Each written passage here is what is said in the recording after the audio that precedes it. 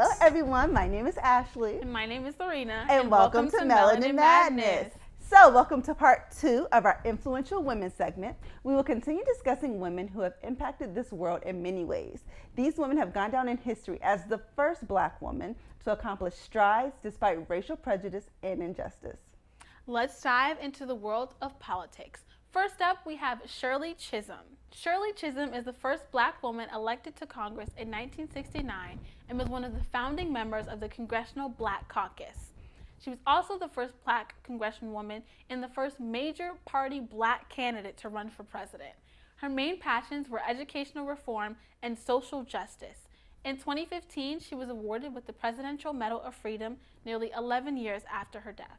First of all, I'm very glad to have been able to make history in this country by being the first Black woman.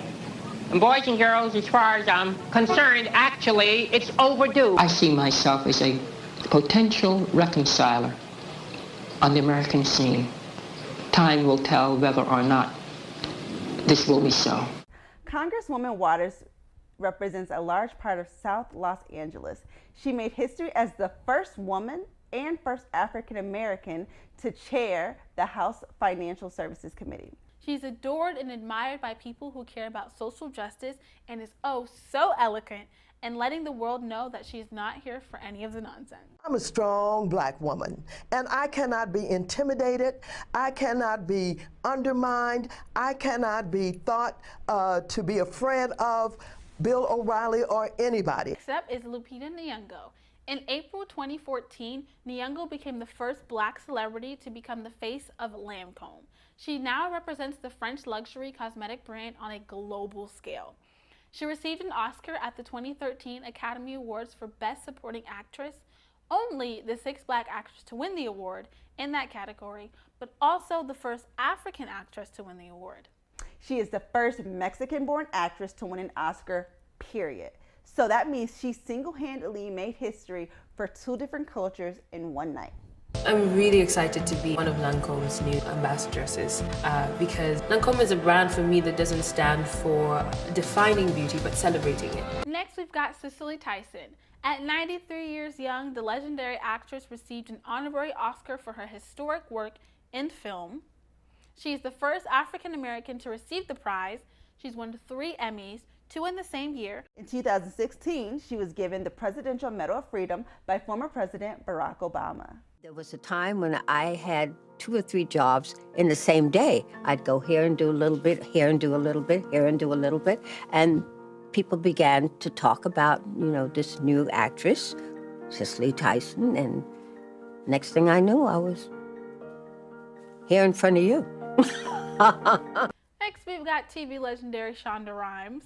She was the first African American woman to create and executively produce a top 10 network series, including the medical drama Grey's Anatomy and its spin-off, Private Practice.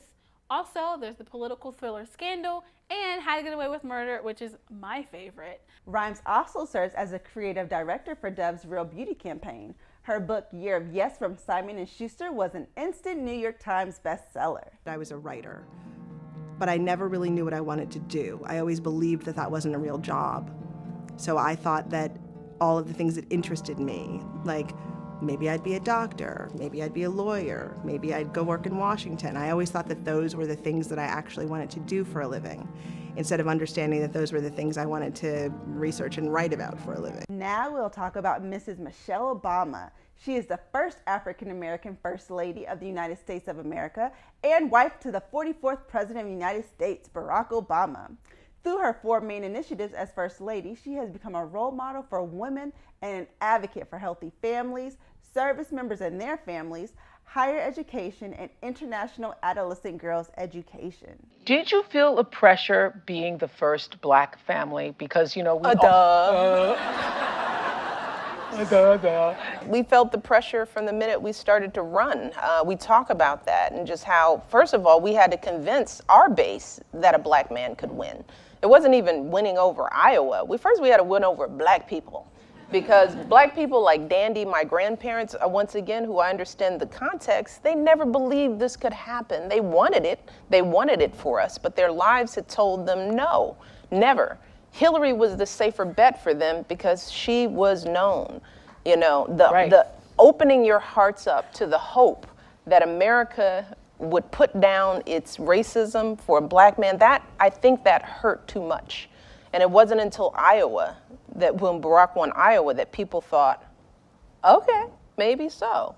Did you believe in the beginning? Because you say in the Oh, no, you didn't no, believe no. he could Well, win. one of the reasons, the other reason I said yes was like, okay, we're gonna do this, he's gonna lose, and that is that. Well, we hope you guys enjoyed our show today and learned something new. And hopefully you will share it with a friend or two. Yes, that's right. We encourage you to continue these conversations and post on your social media using hashtag #WeAreMelaninMadness. And let us know your thoughts. Until next week. Bye, guys.